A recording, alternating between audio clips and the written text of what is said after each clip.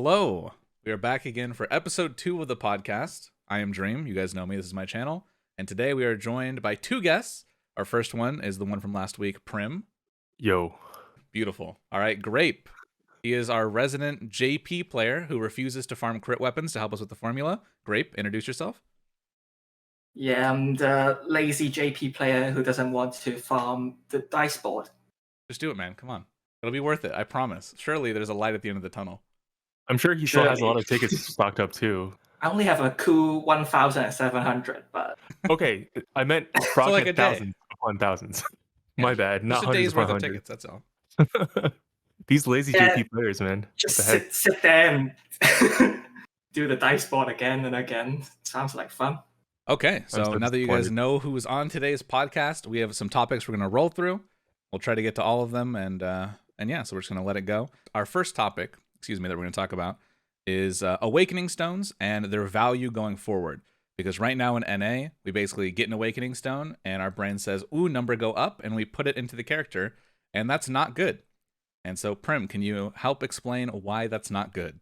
All right, so in the future, in EN, we're going to get this thing called the Awakening Exchange. And in this exchange, you're going to be able to shard your current Awakening Stones that you haven't used yet. We're just going to call them dupe stones colloquially. And what that does is that it gives you 1,000 Awakening Shards. And every 6,000 Awakening Shards, you can trade for any one dupe stone of a character that, well, I mean, you can trade for anyone's, but ideally you will trade for characters who you have, and then Yeah, you can't that will use it to give you an get a Awakening Stone. character for your first copy. Yeah, you cannot do that. Yeah, Which I thought at first, and I was like, oh, cool. All the things I'm missing, I could just go grab. yeah, that'd be funny. That'd be pretty insane, but you can't do that. The good thing about this is that it can help you get A1s, A2s, you know, for certain characters that want 4 moves, or get a character's ultimate, or, you know, even work towards a character's A4. And the limit that you have here is that every month you can only get 1 dupe stone per character. You can't go all the way from A0 to A4. But you can could only go get from one. A3 to A4 on 4 different characters. Yes, you can do that. And the other thing is that your first exchange is going to be 3K, so 3 dupe stones instead of 6. But after that, it's going to be 6. Yeah. Okay. Hey, Dream here from the future during editing, just to say real quick right here that we don't get a half off stone inside the shop. When the shop comes out, we get 3,000 shards for free. So basically anything we want to buy is half off because of that. Yeah, I mean, it's not that much in the long run for you, but for the free-to-play player Why'd who you only say has... you said it like it's something I'm proud of, that I have A11 Sophia, fucking Hannet, fucking Scarecrow. These aren't badges of pride for me. You should be ashamed for pulling so much at the beginning of the game. I mean, come on, it's a gacha game. And There was too many good banners. What do you want from me? They were all step-ups with guaranteed characters. Your standards are so low, bro. Come on. I never put more than like 600 rubies into a non-step-up for the first 3 months of this game. Yeah, but the optimal player would just not pull in any of those banners because they're just like, these characters are bad. The optimal player, okay, Optimal player. is getting those guaranteed characters, even though they know they're going to A11 their Scarecrow, because they knew in their heart of hearts that the Awakening Exchange was a thing before they actually knew about it, and they were planning for their future. Yeah. Right. Okay. Yeah. Copium. Okay, so that's one use of the Awakening Shards from breaking down your extra Awakening Stones. Before we get into the other one, which is pets, which I know a lot of people have been asking about that haven't gone through the giant diatribe that is in the Discord about them. The reason why I'm bringing this up at the start is because this not only allows us to use missed things, but it allows us to differently interpret how we're going to use our current ones.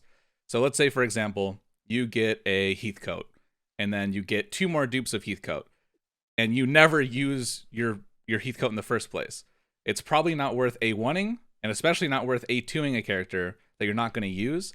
And so you can hold on to those stones and wait for 2 more to come, and if you want his A4, then bam, you can use them all at once and get the A4 accessory. Or you can just save them and cash them in to this right when it comes out. Right. And Grape has a pretty good philosophy on this. I think it's probably even more stingy than mine, but in the long run, it's pretty optimal.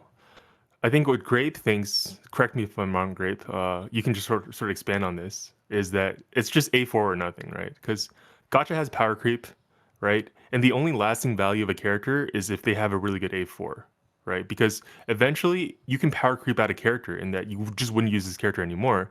But if their A4 is still good, you can still equip that A4 on newer characters, right? Is that the gist? Mostly. I think you do. I also consider like how long I guess this character would last. Like, for example, this unreleased swordsman in JP, well, in the end, really, Edelgard. Like I'm looking at her and I think, okay, so her A4 is not that impressive. It's like 15% sword damage up and then 20 SP regen, and then like four stones. That's by no means good. But then her character I actually get quite a lot of use out of. So I would awaken anyways because I find like enough utility so I can sort of justify the decision. Mhm. What I wouldn't awaken is like I sort of consider the awakening process by each stage. Like if I'm looking at a character's A4, like I think Rinyu's A4 is pretty good, but her three other awakenings are pretty bad. Yep. So I'm like, is it really worth awakening her? I'd say probably not. That's sort of my philosophy on the awakening stones. So for Rinyu specifically, in a situation where you kind of want the A4, but all of the other awakenings aren't worth it to you, would you just hold on to the stones and wait till you got 4? Or would those be like some of your first stones to just go when a new pet comes out? I would hold on to them. I would certainly not exchange for stones. So I wouldn't. Okay, so if delete you my had other 3, stones you to wouldn't get them. finish it off to 4. Yeah, exactly. Yeah, for me, I have a kind of tiered system. That's sort of my system. My system are like, I don't care. So, for example, a character like Joshua or a character like Nicola, right? I don't care if I'm at A0 or A1 right now. I know or A2, I know for a fact I'm not going to fucking shard any of these stones in the future. So I may as well just awaken them right now. So I know for a fact I'm never, ever, ever going to trade these in, right? Then there are characters that like have pretty good A4s that I would consider possibly using, but I'm not really sure, how important that A4 would be for a fight. Like, if I end up needing it for a fight and I really, really want to use it, then sure, I can go for it if I already have the A4, right? But because this A4 is on like a sort of second tier of importance, I definitely also wouldn't be trading in for it. But these are also A4s that would be not not some of my, top of the heap, first to go A4s. Then there are characters that they don't have good A4s, or their A4s are very mediocre, and the character itself is also not that good. So in these cases, I wouldn't even A1 these characters, right? I would just those would be the first to go. So these stones are just saved up for that purpose. Oh, and And another kind of thing, I just remembered our yeah. because since we cut out part of last week's podcast when we were going over the defense stuff, the whole impetus for that was like me saying, "Go awaken 1 your Ophelia for the defense," and you were like, "No, that's not worth it. That's stupid." Yeah, there's no shot I'm ever And gonna do so, that. and so basically, to like kind of throw back to that and combine with what Grape was saying about, like a really strong swordsman that's going to last a while, just getting the awakenings, regardless if you're going for the A4 or not, is worth the stones in that situation just because of how much use you're going to get. Defensive units or support units, unless I would say like you need their A3 to pull something off specifically, you should just full dodge their A1 and A2, unless like again it's a character that needs that 4th slot for the A2. Yeah, So you like for never example, A1 defensive characters, yeah. basically. Hold on Yeah. to that stone. Basically, what Dream is saying is that, like, let's say in the future, like Devin just somehow doesn't cut it, just barely, and you really feel like you want Gilderoy, right? At that point in time, if you have Gilderoy A3, you can just go ahead and awaken him all the way to A3. But right now, if you have him at A2, you wouldn't be just like putting him at A2 for no reason, right? Because in the future, you might just be at a point where you're like, okay, I don't need Gilderoy anyways. I can do fine with Serenoa A4, right? Like, why do I even need Gilderoy? And then you're like, okay, well, I guess these stones are available for exchange. So yeah, basically start saving your stones. Start thinking about it more critically than just, number goes up, which is what I've been doing for most of my playtime in this game. I have some wacky awakenings on characters I've literally never brought to a composition ever. Yeah. Feels bad, man. Yeah, my approach is like similar to PrimROse. Is my EX, but like I'm a bit more stingy in the fact that I think, like take Xanta's A4 for example. I think we can all agree it's pretty good for bow content. Yeah. Yeah, on break it adds bow res down to the enemy being broken. Yeah, and start of battle bow res down, so it self caps 30%, which is nuts. Yeah. I have the stones to A4 Xanta. However, I've left him at A2, which is well, I guess Prim would have already traded them in because it's a pretty good accessory. But for me, it's like there's no immediate utility I'm getting out of like the A4. I'm not doing any bow content at the moment. So like in the in the case that somehow a better source of bow rest down comes out, I could still trade them in. Yeah, but that's just so ridiculous, right? How are they going to top 15% to start and 15% on break, right? Like it's just so hard to top that. It's They'd gonna have to come do with 30%. Yeah. Well, the only way to top that is to get 30% on break, just period, right? Because that's actually better than starting with 15%. Because it's easier to proc. You don't have to worry about breaking faster. You just break whenever you have 30%. But just based on their game design logic, I just really feel like they're probably not going to do that. Not even anytime. But I still see the point is that you're holding on to it just in case if you never need it, then those two extra stones can go to something else. Yeah, what I would do is like, I mean, I'm also pretty stingy. Here's what I do, right? Like, for example, I had Corrin's A1 stone for a very long time, and the majority of EM players, I would say 95% would have just given his A1 because A1 for Corrin actually increases the damage by a lot because Corrin's attack power mostly comes out of his potency, right? Yeah. And his physical attack stat is very crappy, and so giving that physical attack stat 50 more actually gives you more impact than if you as a percentage damage increase compared to giving a character like Old Break is A1, right? Yeah. Because Old Break is scaling mostly. I mean, Old Break doesn't even have multi-hit, but Old Break has already has a really high attack stat. It's like the way I would explain it is like if you have, let's say you have two numbers, right? You have like 2 times 8, right? What do you get more benefit out of? Increasing the 8 by 1 or increasing the 2 by 1, right? Like if one of your numbers is a lot lower comparatively, then you gain a big advantage from increasing that number. And in Corrin's case, you can get like whatever, like 18 to 20% increase in DPS versus middling defense characters.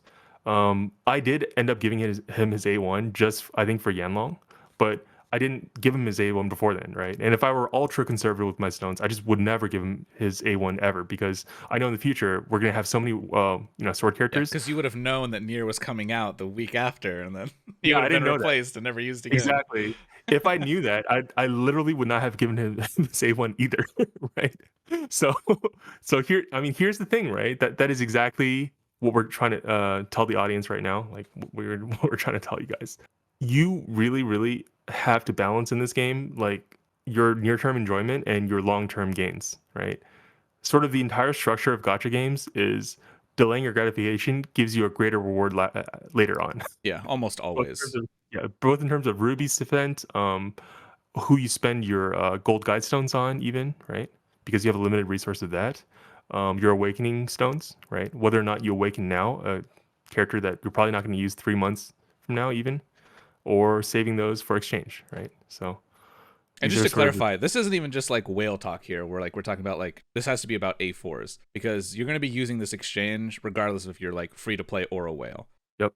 Even free to play, you're going to end up with like 20 some stones if you can save them up, maybe even 30 some, right? And in that case, you can really, really bolster the strength of your account versus someone who just goes ahead and spends all of them, and when the exchange comes out, they have none, right? Think about the difference in power.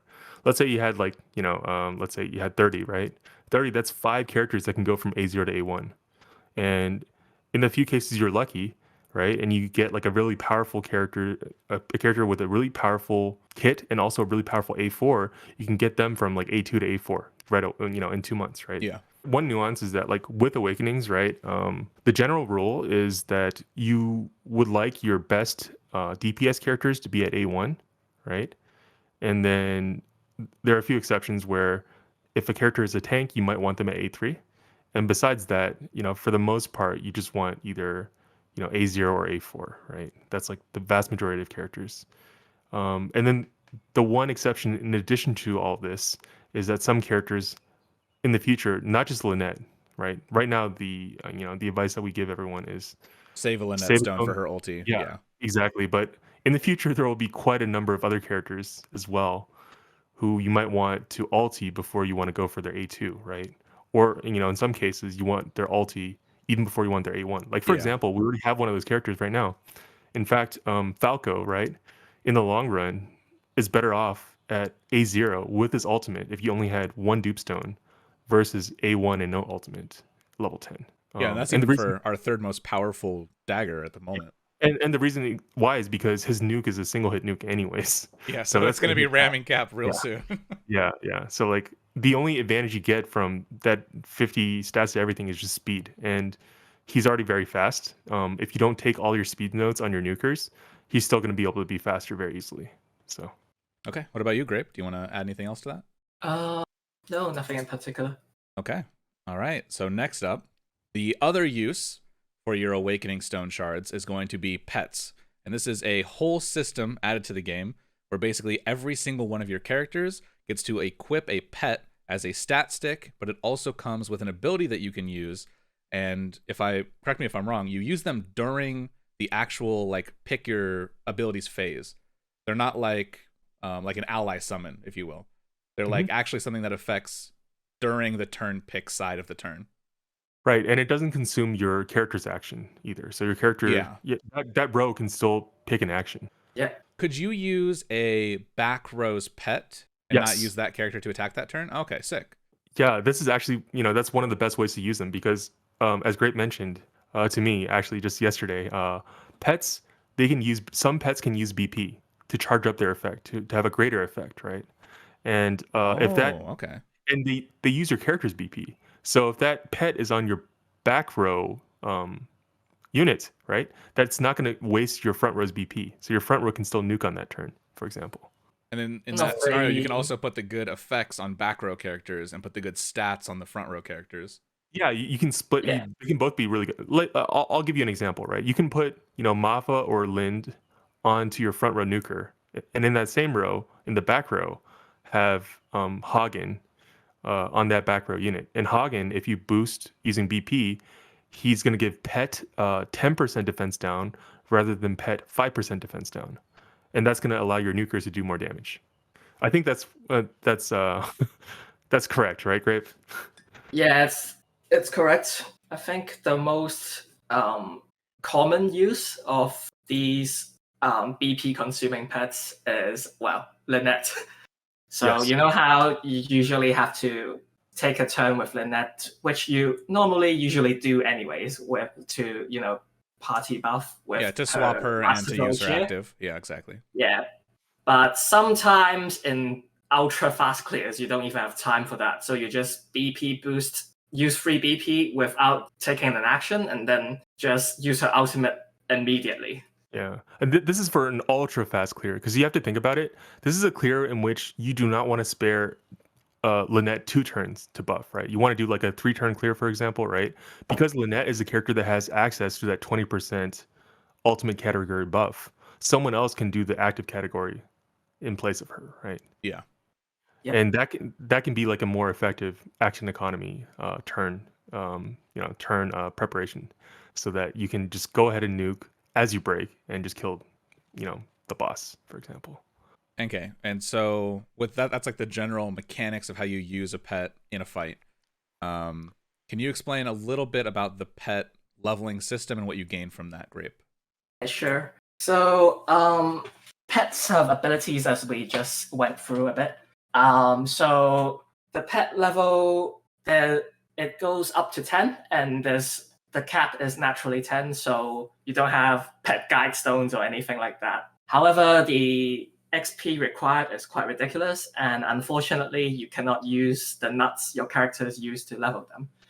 So it's gonna take you a while, but the main benefit of, well, the only benefit of leveling your pets is that the abilities have a lower turn requirement.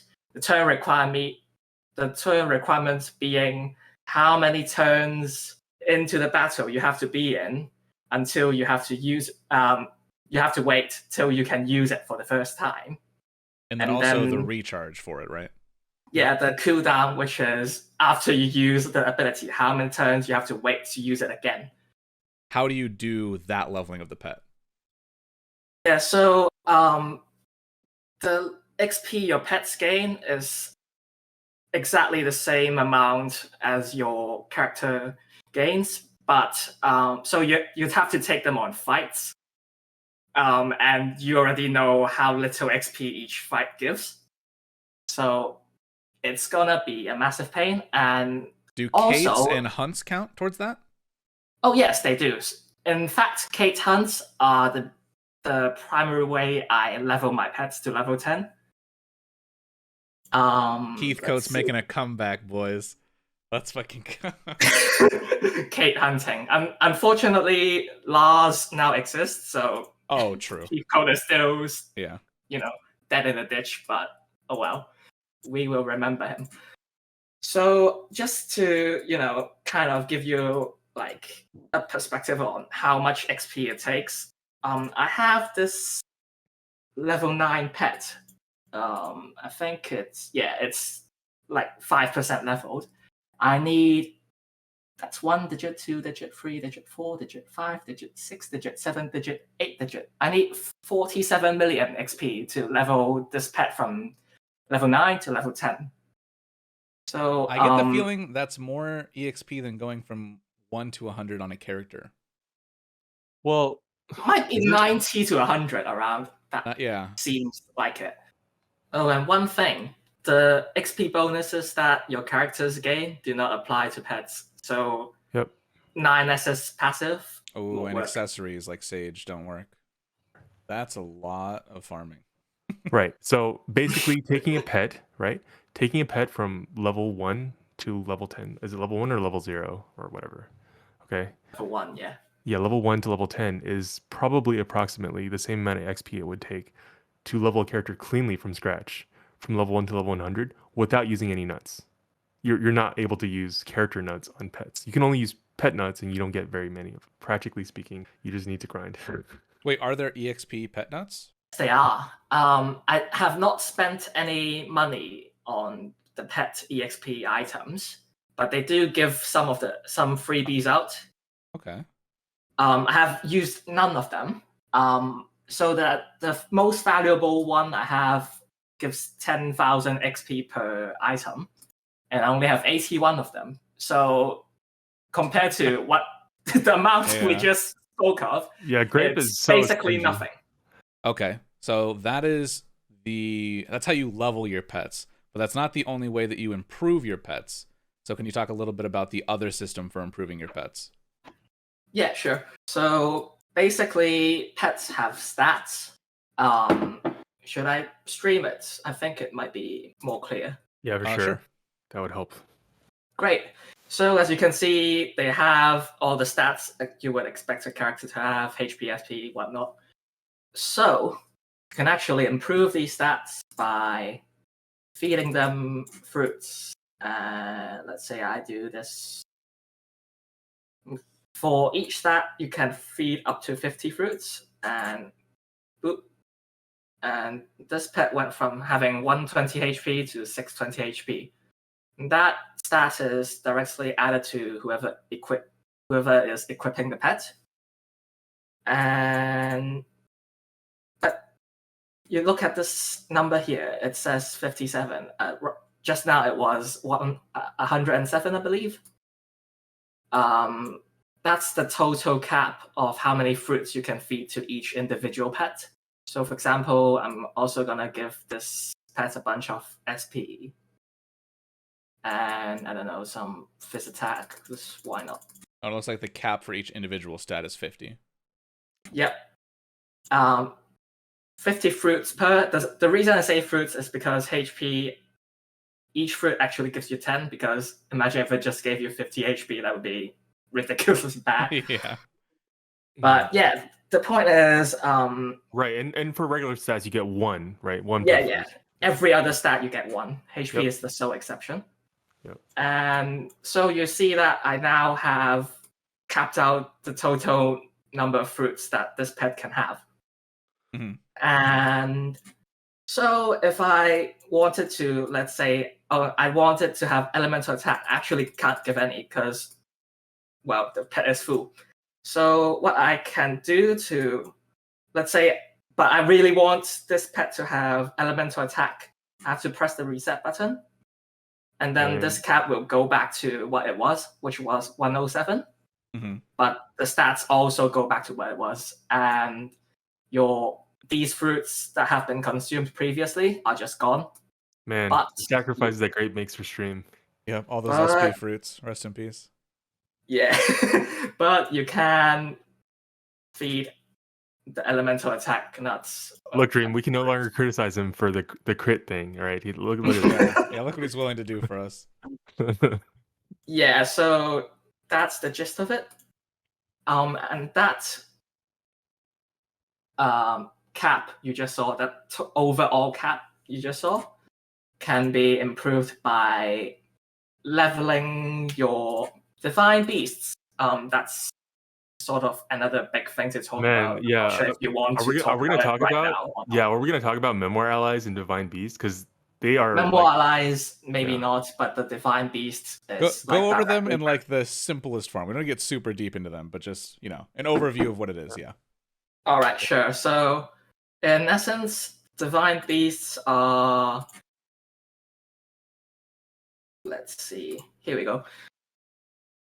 These 3 blue mofos that have their own levels, and the way you level them is by these pet levels. You see the heart levels. You gain hearts for each battle you bring them into, and then every time the heart level raises, you get a material to level up those divine beasts, and in turn those divine beast levels raises the cap that raises this cap, basically. I feel like in EN that heart thing is just gonna be called affection, right? Something like that. Yeah, affection. Yeah, probably. And okay, yeah, so that raises your overall. Are certain pets linked to certain divine beasts, or do just raising your divine beasts raise the overall cap for all pets? Raising the divine beast levels raises the cap for every pet. Okay. However, you're right that certain pets are linked to certain divine beasts. For example, you can see this bird is linked to the bird divine beast that we just saw just now. So right now we have 3 different divine beasts, and they're all free, so you don't have to worry about buying a paid pet to get a higher divine beast level. We can all achieve the highest divine beast level. Okay, that's good. Wait, so what do you mean by these pets that are associated with those divine beasts? Do they gain specific bonuses tied to those specific it's just levels? The divine beasts require the divine beast specific material to level them. Yeah, they're linked just the other way around. So you level up the bird pets to get the material to level up the bird beast. Okay, so each of those regular pets are associated with one of the divine beasts. They don't level all of them. They level specific ones, right? Yeah, that's correct. Okay, I see. Are Mafa and like Lind and Hagen, are they tied to any, or do they just level all of them, or are they not associated? They're not associated. So what you get instead of the leveling materials for the divine beasts, you get something that you can trade in for some gold shard fragments, like gold guide stone fragments. Okay. I see.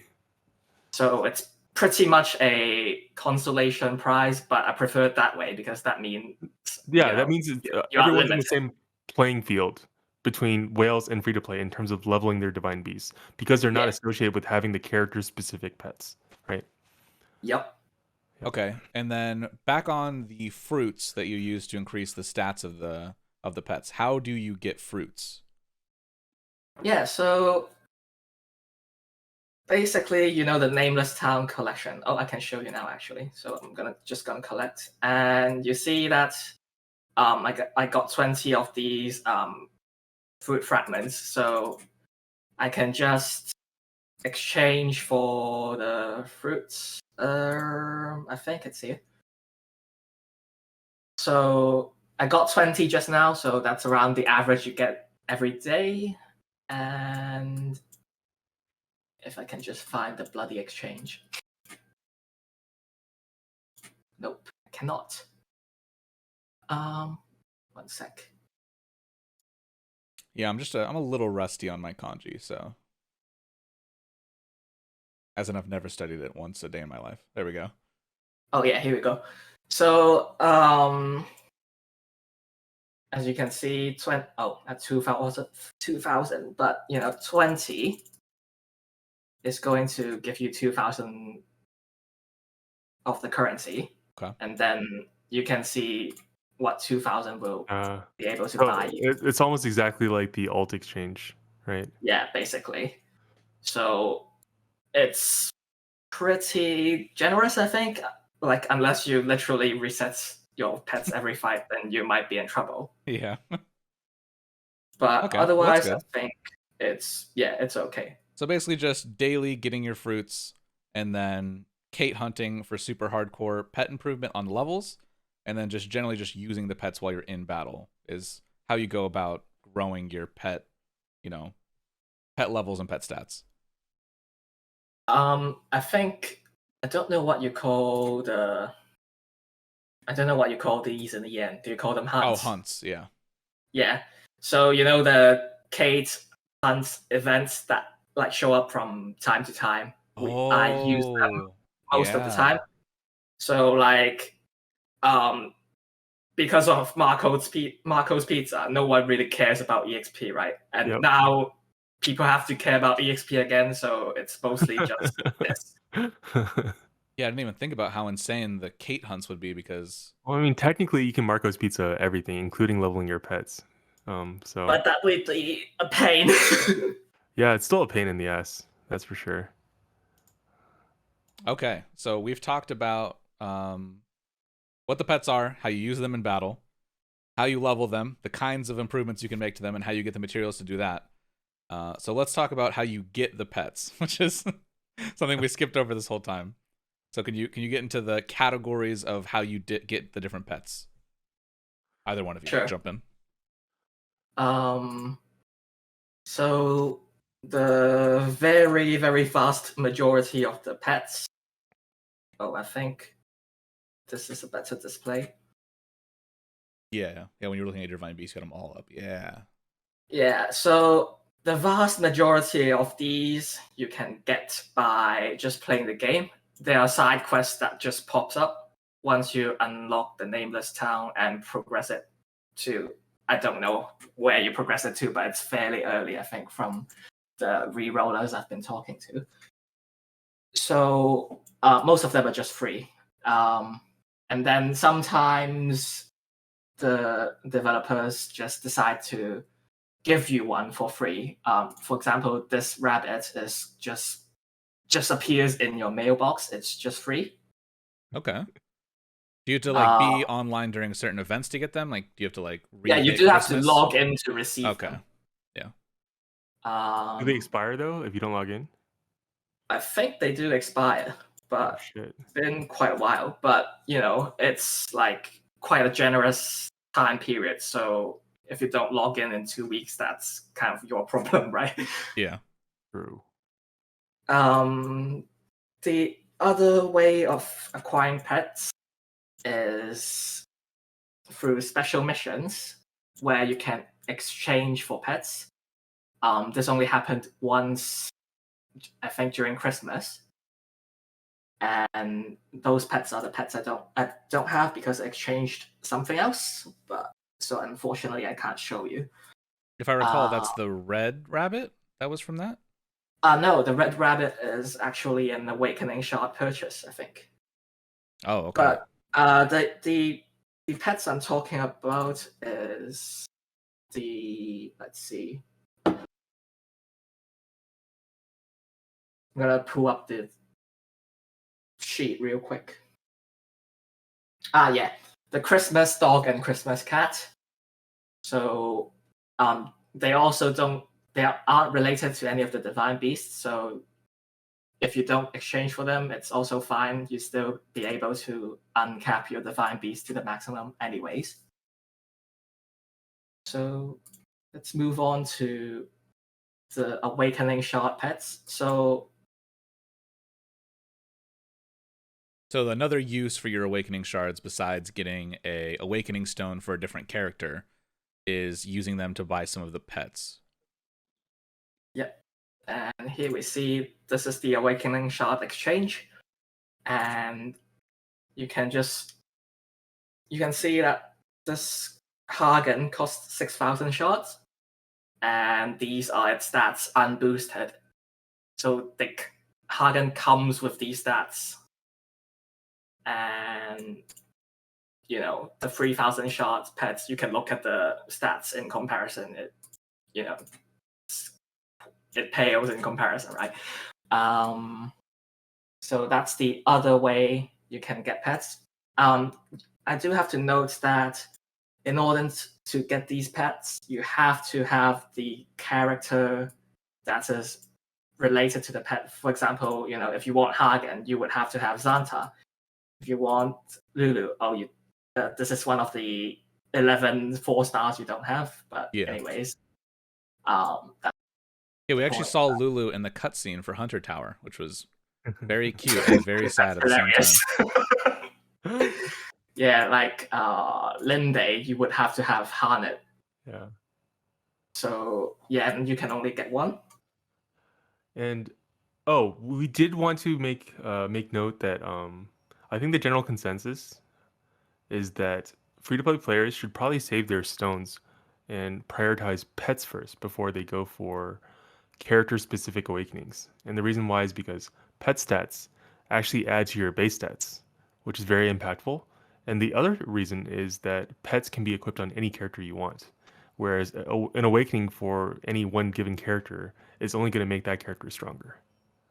Yeah, so getting an A1 on like an Ulbrich versus getting a pet that has 50 attack and you can put that on anyone, so it's kind of like you have an A1, you're passing around to anyone you want. It's not even 50 attack, it's 99. Yeah.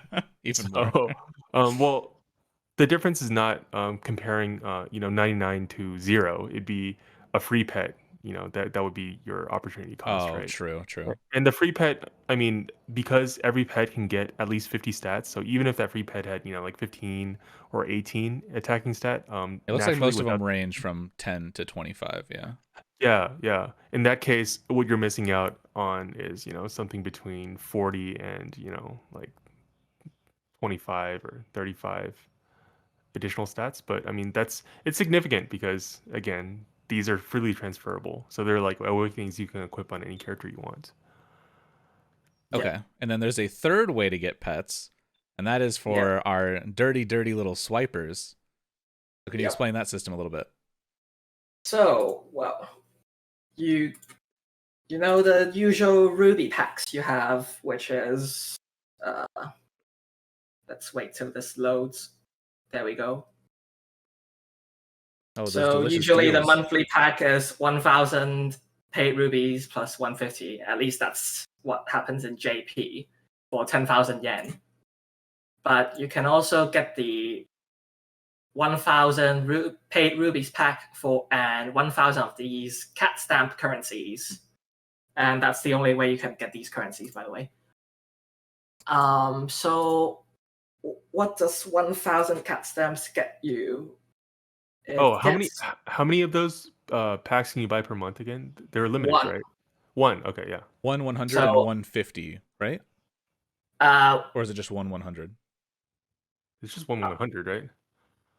One 1,000 pack, and then there's a 490 rubies pack, but the 490 rubies pack gives you 500 of these things. Okay, yeah. So that's what I thought. Yeah. Okay, yeah. I see. So basically, what that means is that over 2 months you can get 3 pets. Right. Yeah. The first month you'd only buy one, and you had 500 left over, and then the next month you'd have 2,000 to use. Easy. Easy clap. And then, well, these are the recolors of the pets. So Linde is yellow now, but exactly same stats and exact same ability. And you can bring both of them to the same team. Yep. And this kind of brings up an interesting topic that I wanted to go over along with Grape, because these stamps are an add-on, right? You have to consider, how important is it for you to have 2 Lins, 2 Maffas, and 2 Hagens, right?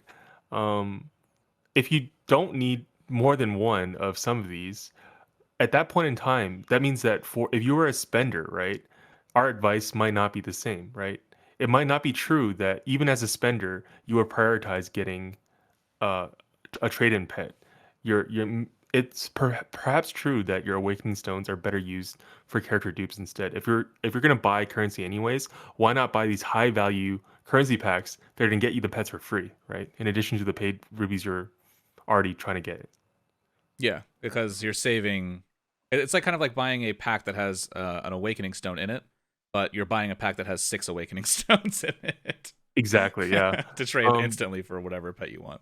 Yeah, that doesn't mean that you don't necessarily want 2 of some of these pets. You might be a player that does, but given your resources, you might need to rethink that, right? For like a Giga Whale, maybe it doesn't matter. You're gonna get the OG pet and the recolor just to have greater all around stats. But for someone who's like light spender or something like that, if you're already gonna buy the equivalent of a couple $100s of gotcha currency, you may as well save for these packs, right? Oh, also to add on to that, you guys were saying that to buy the like 6K Awakening Shard Zonta pet, you need Zonta. To buy Red Hagen, do you have to have Zonta? No. Nope. So easy. And that's sort of the that's sort of the calculus that's going on inside of your head, right? That's just sort of a balancing of your resources that you do as a light spender or a dolphin. It's also a very dogshit option to use these stamps is to trade them 1-to-1 for Awakening Shards, which that's terrible. Really terrible value. I mean, so actually, Grape, I didn't really get to the end of my, because I wanted to ask you, what are your thoughts on this, right? Do you think certain pets are worth getting, more than one of? For example, Maffa, right? We know for a fact that the restriction that pets have is that you can only use 1 pet ability per turn, right? And so even if you have 2 Maffas, it's not like you can give 2 characters plus 1 BP on the same turn. However, what you can do is, because there are refresh timers on these pets, you can still end up taking advantage of a BP plus 1 on your other Maffa pet on the next turn, for example, right? Or let's say you use Hagen's skill, right? Well, Hagen might not be a character that you necessarily need to do that if your refresh cycle aligns with your break cycle, right? So if you just use it once on one break, you use the same pet ability on the same pet on the next break, you wouldn't need, for example, 2 Hagens in that case, right? Yeah, I think the undisputable one is probably Hagen at the moment, that you can definitely benefit from having 2 off. Because he is an AoE physical defense down on a pet debuff, which is right separate from all the other debuff caps.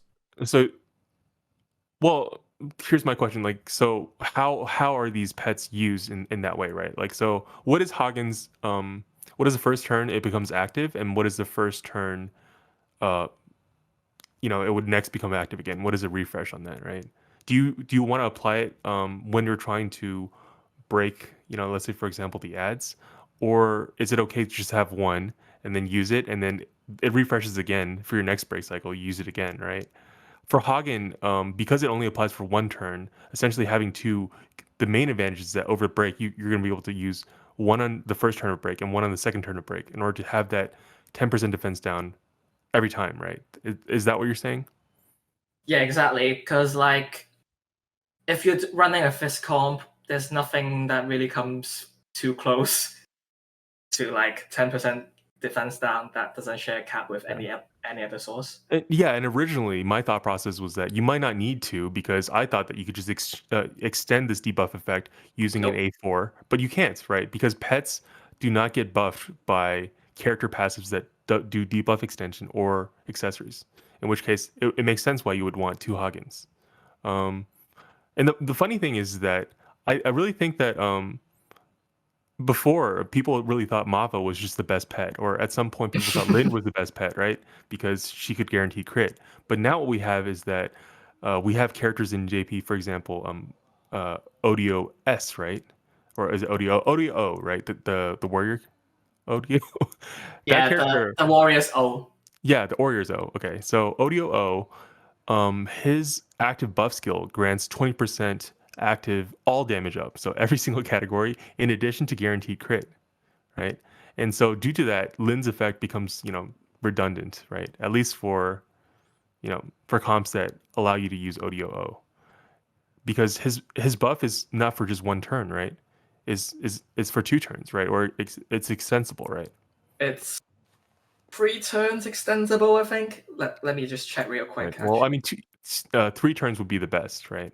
Anyways, the point is, yeah, it starts from 3 turns, extendable by extendable up to 6. So Wow, yeah. So if we think about it, right, that means that Lynn's effect is just totally dead in the water for physical comps where you are able to bring ODOO, right? And the same thing for Mafa. Mafa's pet effect sort of got power crept out by Iran EX because Iran EX gives you 1 BP regen per turn as a channeling effect.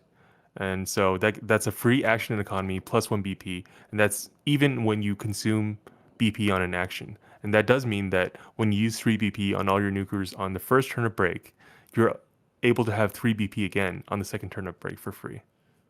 And that just makes, Mafa skill less useful because that would be the main benefit for your nuking phase, right? Obviously, you can still find uses for BP no matter what, but yeah, it's not as, game breaking, let's say.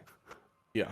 you also have to consider the fact that since you're using the BP pet on break turn, you aren't using Hagen. Right. That's also true. So for example, one of the benefits that this pet would bring at first, right before, all the additional characters that JP has that provide additional ways for us to get more BP passively, especially, is that for a character like Darian, it would allow you to bring him to a comp without the accompaniment of his best buddy Alphen and still be able to do 3 BP nukes consecutively over break. Because instead of using Alphen's pomegranate boost, you would just use the pet to give him 1 BP on the second break turn. Yeah, allowing you to have 4 attackers, in which if your account allows for 4 strong attackers, you're probably going to get more out of that. Yep. Yeah, so it The adds a really nice passives, versatile tool to your box that you can Yeah, use to yeah. There's build. just so many ways. Is there any other thoughts on pets you guys want to throw in there that you thought of throughout this? Yeah, I mean, so TLDR, save your fucking awakening stones. Don't awaken fucking Millard and Ophelia, bro. Don't be like. I've awakened both of them, and god damn it feels good, let me tell you. All right, bro. No, it feels Don't really worry, fucking I have bad, A4 Millard. Well, I mean, I can just make fun of both of you now because my Millard's still A0, and I have like 5 dupe stones. There you To go. be fair, I did A for him before the exchange was introduced. Yeah, no. Great. Hey, Okay, and in my Grape defense, has an I excuse. awakened them before I knew it existed. So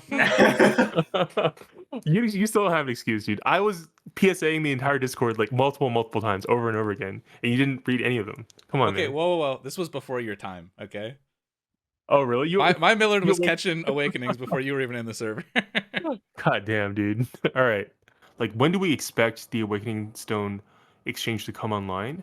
And when can we expect pets, right? Because my understanding is that we should probably expect pets uh, either before our anniversary. Yeah, like the latest would be our second anniversary, right? There's no way it's later than our second anniversary because pets were introduced in JP's second anniversary, right? And we're faster than JP. But it's possible it is as late as that and not sooner, even despite our pacing, right? And Do you remember for what act, like story-wise, you were in for either of the releases, Grape? I don't remember the exchange. I do remember very clearly the pets was dead on second anniversary. my question is, do the Divine Beasts have any sort of story connection that's relevant? A side story-ish sort of thing. Well, you have to progress to the point where you unlocked Nameless Town. That's about it. Okay, yeah. And then just to exchange for characters, right? I think we are expecting that in a few months, really. Like I'm expecting it.